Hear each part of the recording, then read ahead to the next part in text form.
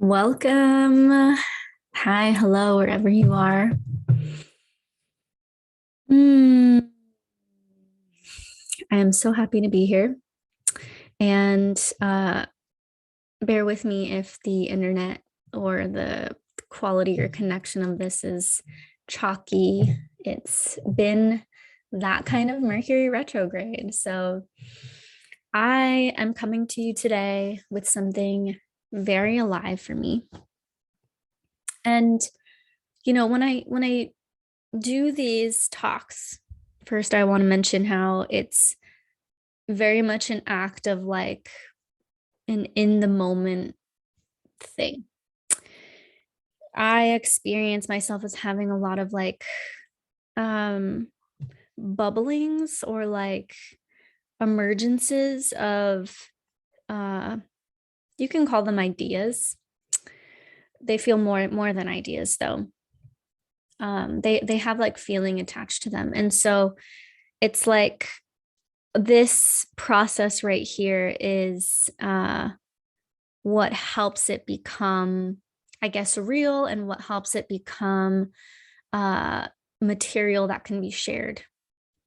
So this is all having to do with the topic that I'm talking to you about today, which is channeling. Uh, and the Akashic records, or the Akasha, as I like to call it, because, you know, the Akashic records, like it being named as records, gives a certain image and connotation to it that is not actually like precise to the actual experience of it. And so I like to get down to the kind of core element, which is the Akasha, also known as the ethers or space, the also the primordial material from which everything springs forth from, is what Akasha's Sanskrit for. It's what the meaning is. So, along with this, I also want to talk about the asteroid Pythia, both an asteroid, which I, didn't know this going in, but um, Pythia is actually the oracle of Delphi, which is a now a myth or a story based in Greece, based in Greek mythology. So, if you know about Greece at all, it has a city called Delphi. Also, it has the temple of Delphi there. And so, um, before I get into the mythology of Delphi and um, her oracular embodiment,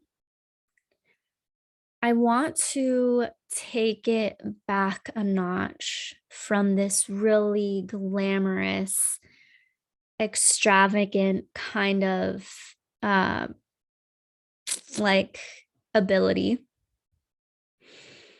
And I want to zoom back to an experience that I had when I was younger. I don't know, maybe like 7 or 10 years ago, when I was first starting my meditation practice.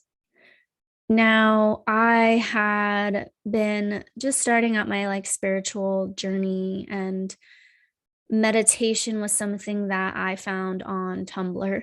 Actually, shout out to all you people that know about the Tumblr kind of lifestyle, especially back then. Wow, I feel old saying that. So I found out about meditation, and it was like in this post of like 1, 2, 3 step how to kind of meditate post. The first step was like, first, close your eyes. Second step, breathe. Third step, notice that you're breathing, and just like, that whole thing. And even though so simple, it literally opened something up in me at a time where it was like a really critical threshold of me sinking back into this anxious, dark, depressive state that I had known very well, that I had become very familiar with. Because, at that point, at that specific time, it was kind of cued on by a boyfriend that I was dating that broke up with me, and there was all this change going on, and I was devastated. I was heartbroken. And so I found myself just like ruminating on what was going to happen and what he was doing, and was so taken away from my own presence. And I was like internally begging for the suffering to stop, because I had just experienced this a lot within those like 5 years. I like knew this place very well. And so I was like, oh my God, it's happening again. And so I tried I tried meditation. I tried this simple, like 3-step process. And the peace that I felt in just those 2 seconds of focusing on my breath, and for the first time, not focusing on a set of really painful thoughts. The peace that I felt was like taking a morsel of like heaven cake. It was like experiencing like a little blip of something that I knew was very real, and that I began being curious about feeling more of, essentially. And so along my meditation practice over the next year or so, I like made this little cushion. I like made this cushion. I got fabric, and I got like the cushiony filling, like the cotton filling, to make a floor meditation pillow. My mom helped me. And so I set up this little corner in my room dedicated to meditation. And I started to like listen to guided meditations on YouTube. That was kind of like the way that I could experience it, because I didn't know how to direct the experience myself yet. And I listened to Michael Sealey. So I actually still recommend Michael Sealey to my clients, and clients that are on, first learning about meditation. And even if like you are experienced with meditation, he has like all these videos on YouTube across all different topics. And also kind of, he actually does hypnosis. So the videos are like really beautiful, deep imagery that just, I found it very easy to follow and to go into this like altered state with.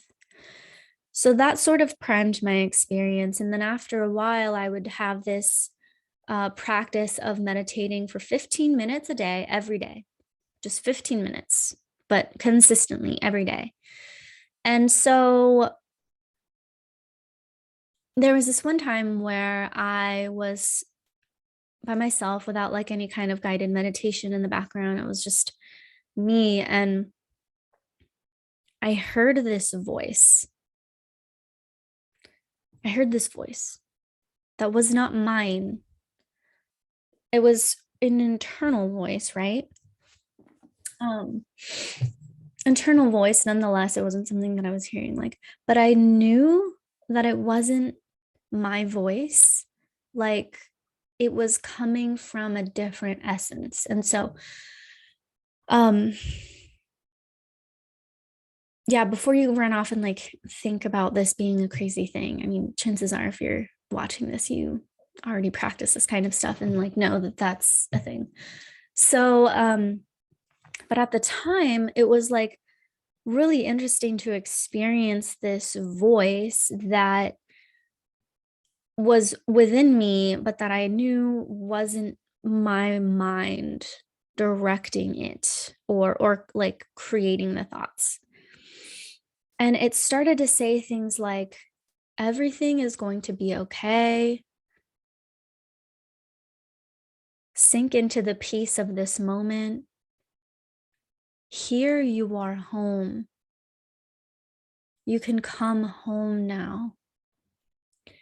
And I felt this full body experience of like harmony,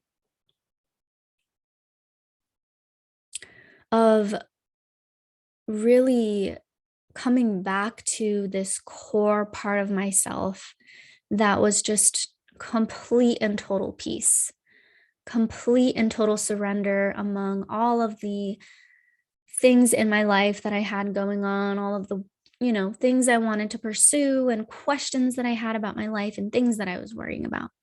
There's this voice that brought me down to this seed of my being where everything was okay, where there was this deep knowing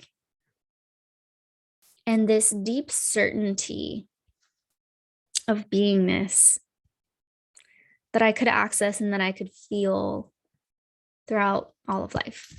So this seed right here, this kind of like seed experience really has just blossomed and morphed and evolved throughout my practice and throughout how I relate to people and throughout how I relate to myself and how I relate to clients. And what this kind of experience has brought me to is the Akasha. So this is a practice where you say a prayer and you essentially open up to counsel, a frequency, a feeling, a etheric place, an Akashic place.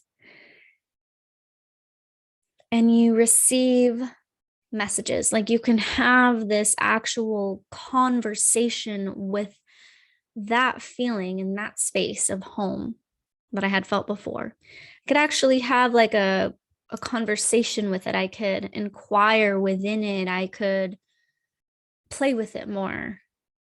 And I also, from this, can share that. I can share that space with others as a gift and as part of my service. So this kind of field, this practice goes hand in hand with what's known as channeling. Now, first, I want you to just feel into what comes up for you when you think and hear the word channeling. You may or may not have listened to and learned about different channels that are well known, such as Bashar, Abraham Hicks is like the most common one, among other people. If you know about the book, The Sophia Code by Kaya Ra, it's like a channeled book where she went to Mount Shasta and like this whole Akashic field opened. She got this like download is like a common term that describes this process and wrote this book of wisdom, essentially about the feminine from this channeled space. So channeling is something that has a very like esoteric kind of quality to it. But what my job here is to kind of piece it apart a little bit, not like to derail its potency at all, but to get down to like what the core of it is and how channeling is something that we all have within us. It's a type of expression that we all have within us that doesn't need to be a special thing. Doesn't have to be like, it is a gift, and some people draw towards it more than others. Some people are more interested in it more than others, which is fine. But essentially, channeling. So channeling, what is channeling? So if you think about the word channel, it relates to like a TV or a radio station, right? And if you think about a TV or a radio station, it is connected to this kind of electromagnetic field, like a field of electricity from which it gains power from. And on a radio station, there's different stations or frequencies, AM, FM, whatever it is, like hertz. I don't know if it's hertz. I don't know exactly what the frequency like measurement is there. But essentially, it's people have inhabited these different frequencies, electronic frequencies, with their own station, with their own TV channel, right? So, and then there's like this whole transmission of information, of like expression from the people on the other side of that station that are putting on. And so on your radio station or on your TV, and this is of course like more back in the day, but I mean, it's still true today with our whatever digital satellites and things like that. You turn to the exact frequency and receive that whole world that is inhabiting that frequency, right? And so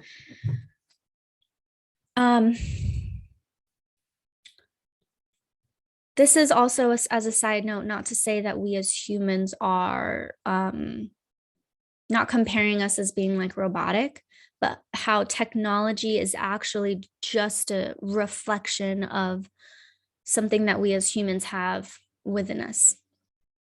And so, as like living organisms on this earth, on this planet, we are in communion with these ethers, air elemental qualities that are around us, including electricity. Electricity resides within the air. And so as a like meditative channel, coming back to like a human quality here, you are in a sense attuning yourself, like as if you're like a radio station knob or a TV channel. You're like either your channel, either something else is like changing your channel, or you are consciously changing your channel and choosing what channel you want to be on. And so with the Akasha and with this practice, it's all for the greater good. It's specifically used to turn to a channel, turn to a frequency that will bring in information that then, as it lands within our body and within our awareness, within our conscious awareness, as we're able to like put words to this frequency, it turns into wisdom. And so in this practice of like the Akasha, it's all about receiving, being receptive, open, soft, non-judgmental, and fully trusting of this like of this practice and of your own channel. Now, the prayer, oftentimes prayers really direct for you to access your channel in a way where it's accessing information that's actually relevant and actually helpful to you. So just as on like a TV, you can change to a channel that's not entertaining to you, that doesn't actually resonate with you, that you don't actually want to watch. And so as humans, we also, there's all these channels around, there's all these frequencies around us. So there's all these channels around us. And I thought it was raining again, but it's not. So this prayer is really important because it really draws forth the intention and the purpose with which you are accessing the Akasha and from which you are channeling. And so channeling is also the expression of the messages from this channel and from the state of being. And again, this practice is like directly speaking from that seed place of home within the soul.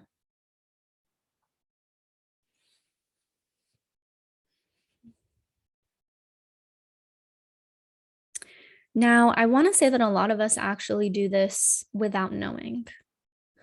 A lot of us actually do this without knowing. And we do this in conversation with others.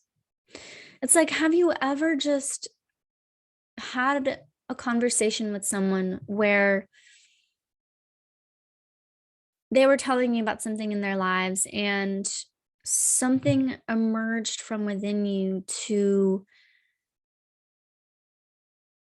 tell them or reassure them about something? And I want to be careful here because it's not always about just saying the pretty thing or just saying the like, oh, you're going to be okay thing. It's a feeling. It's a feeling that this comes from. And you say something that comes from you speak wisdom. It's like wisdom that is being spoken to this person. And it really, like, you can tell that it really resonates with them. And it really almost like turns up the dial for something in them. Like it turns up the vivid color of everything, that the texture of that moment really clarifies. Or maybe you've received that from someone, right? Where you're telling them about something and they all of a sudden speak to, it's almost like they're speaking directly to your heart about something. And you're like, wow, that was really necessary for me to know. Like, and it was something, it was a piece of like information, wisdom that really moved you. So we are channeling all the time. It's like the practice of speaking from wisdom. Now, I want to bring in here Pythia. So I have recently had Pythia come into my awareness because I am preparing a trip to go to Greece in July, which I'm so over the moon about, like total bucket list goals. And, you know, I have been told that Greece has a history of like having temples of oracles reside there. It is known as land of the oracles, is what I heard. And so I was just having a quiet day and I really wanted to I was just like really like tuning into that. Like what is it about that history there? And also feeling just really resonant with that whole practice, right? And just thinking to myself, like, wow, it makes sense that I'm going there. I'm really, as you know, interested, and like channeling is just a part of my life. It's a part of my expression that I really resonate with. And so I started tuning into it, and I just kind of like dabbled in it on like Google researching, and saw that there is like the Temple of Delphi. Delphi is the place where it means navel of the earth or womb of the earth. It's like the center of the core and the center of the earth. Really beautiful. And myth has it, or story has it, that and you know, this is like how you know that this is before they knew the earth was round. So they sent two eagles from either side of the earth and had the eagles meet in the middle, and wherever the middle was the navel of the earth, and it happened to be Delphi in Greece. And so myth has it that there was a shepherd just doing his thing, came across a fissure or a crack in the earth. And after he was like spending time there, he became altered, sort of like hypnotized in a way, and started being able to foresee the future, started having visions about the future. So then what happened was that Apollo, if you know about like Greek mythology, Apollo is like the god of the sun, and among other characteristics that come from this story. He went to this fissure in the earth and was curious about it, but there was a python or a serpent. They don't know if it was a serpent or a dragon, but a python that was guarding this area because Gaia, the Greek mother of the earth, which is where like a lot of people get that from when they talk about Gaia. Gaia had placed the python was one of Gaia's sons that was sent there to guard this area because it was obviously, important. And so Apollo actually slayed the python and was able to get to this fissure in the earth and experience this like altered state of consciousness from it, but had to pay his dues, had to repent for 8 years. Gaia sent him to repent for 8 years because of doing that. So there's a price to this. And so there's meaning and symbolism behind all of this, which I'll get to. But afterwards, after those 8 years, Apollo went back to Delphi, and in that spot created a temple, found a virgin who is Pythia. Also, Pythia is derived from Python there. And she became the virgin that devoted her life to inhaling these fumes, these gases from the earth, that then put her in a channeled state where she had travelers coming from all different parts of the world to come hear her speak and channel. And people would receive really divine wisdom and insight from her as a channel. And there were other followers, from Pythia. But so that is the myth of Pythia. Before I knew about the myth of Pythia, I only knew about the location of Delphi. And I opened up my records. I opened up my Akashic channel and asked what I was meant to know in that moment. Like, was there anything alive within the Akasha for me to know? And I heard, look up the asteroid Delphi in your chart, like in your astrology chart. And now I don't really work with the goddess asteroids a lot. I refer to them a lot. I like feel them in my life, but I'm not an asteroid astrologer, basically. Like I don't spend time like seeking to learn about all of them, but this happens to be an asteroid. And so I did, and like there's an asteroid Delphi, there's an asteroid Pythia, and there's an asteroid named Apollo, which if you're watching this, you may or may not know about, but basically Pythia is the asteroid. If you locate it in your birth chart, you can see where these oracular channeling abilities express themselves within your lives and the dynamics that are there based on what aspects it's making with other planets in your chart.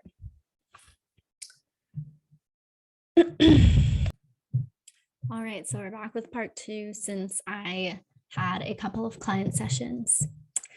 So diving back into this, the Greek mythology of Pythia, Apollo, and Delphi. This is something that, first of all, I want to name its expression and its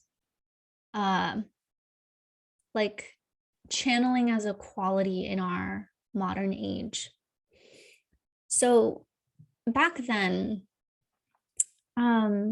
channeling was really tied to like divinatory practices, meaning that these practices were used to predict the future.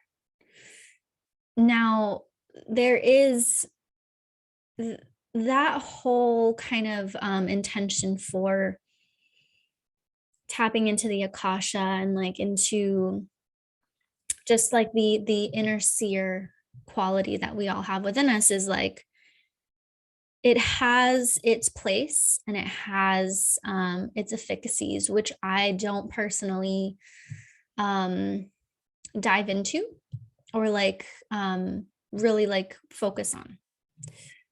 I focus on how, yes, there may be things that you can pick up on in the future based on where the current energetics are.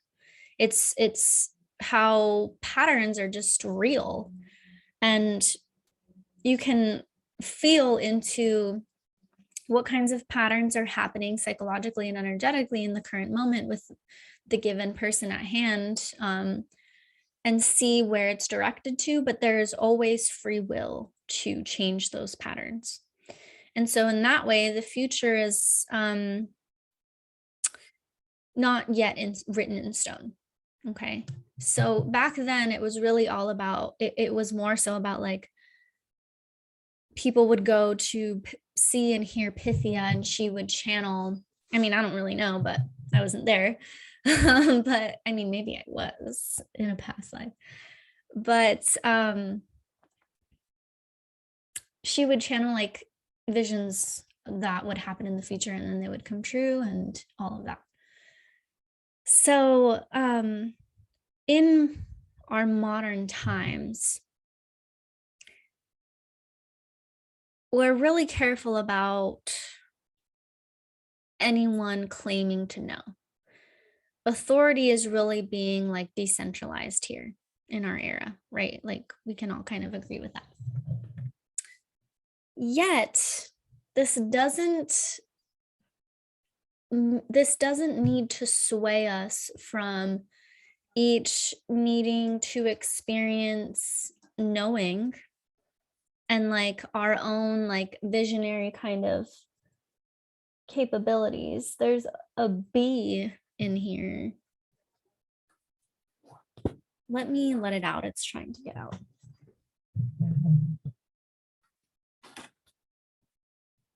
Going out, little buddy. Oh, he's so fluffy. Oh my god, you almost had it.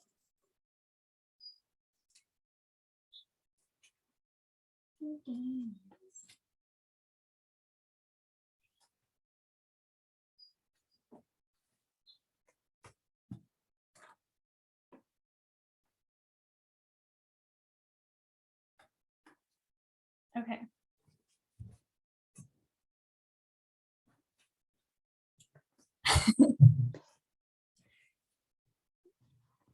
So channeling, the way I have felt into it, and yesterday being in my Akashic field,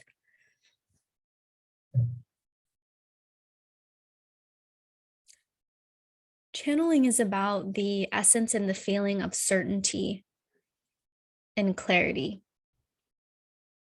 It's about speaking and expressing, role modeling, embodying that peace and that feeling from within us.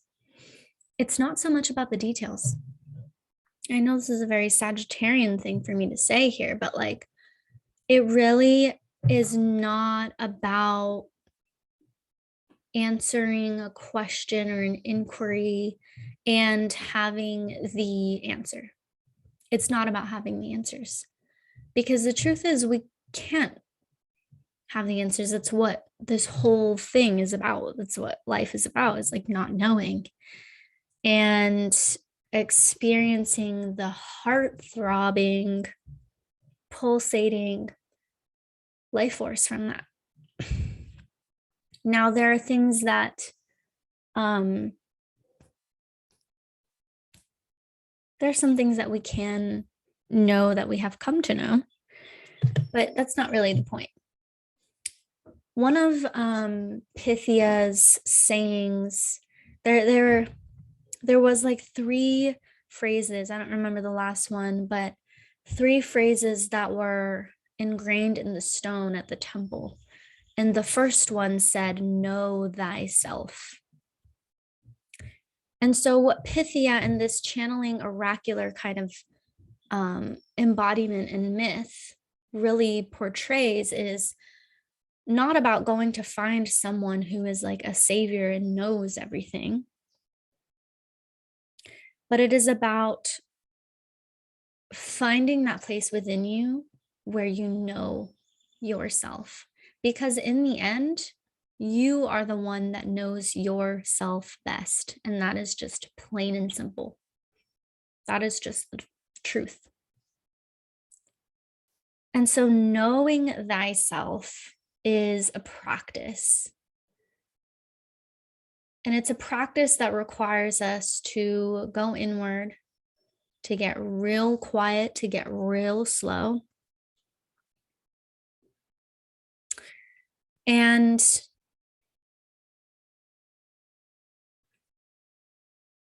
be in a healthy relationship with the monkey mind, the thoughts that are always swirling around in our minds, and with how the mind just does this, right? Being in a healthy relationship with that aspect of ourselves, letting all of our rumination patterns fall and melt away, and coming into that state of being where it's like, I know myself. I am at home, even amidst the uncertainty of life. And so this is really a part of what Liminal is about. Liminal, if you haven't heard of it, is my group program on the quest of your becoming. It is a vision quest, meaning that it is a experience of going out and crossing a threshold, a point of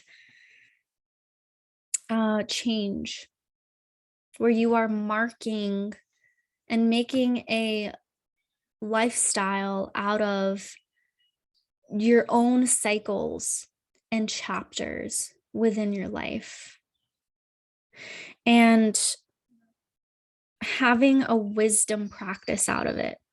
Like, not just walking through life, just having experiences and doing this and doing that like haphazardly, and like, this is about like seeing into the deeper symbolism and meaning of your life and how it is connected to the lives of others and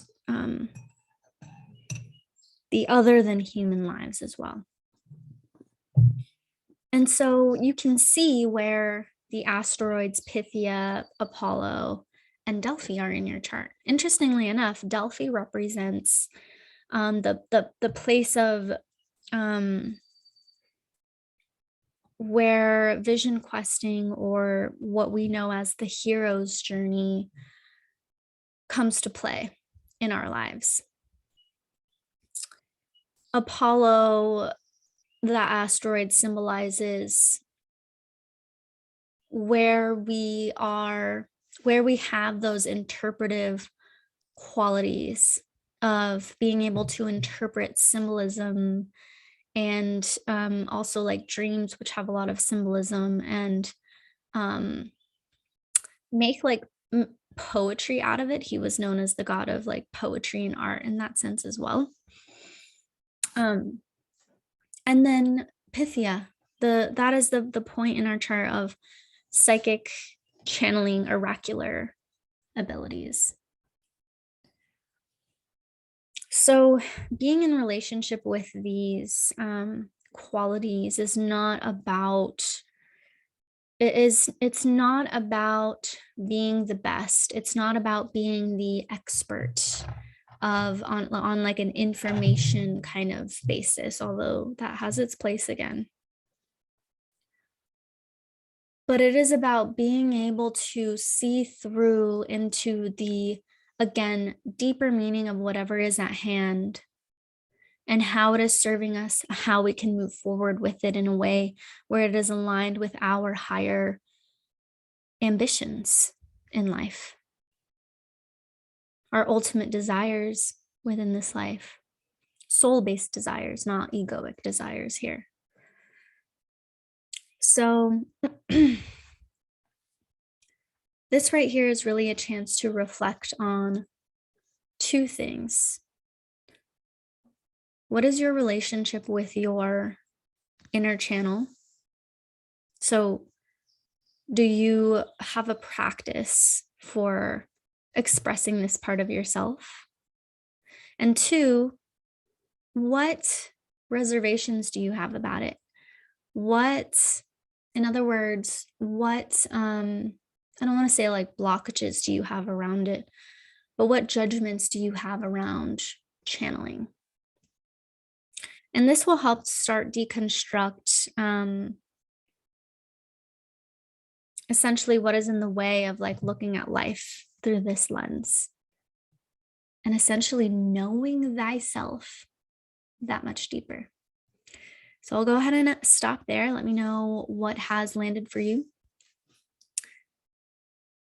Let me know if you've looked up this asteroid before in your chart. The number is 432 if you're curious about looking it up for yourself. And otherwise, I look forward to hearing about how this teaching emerges in your life.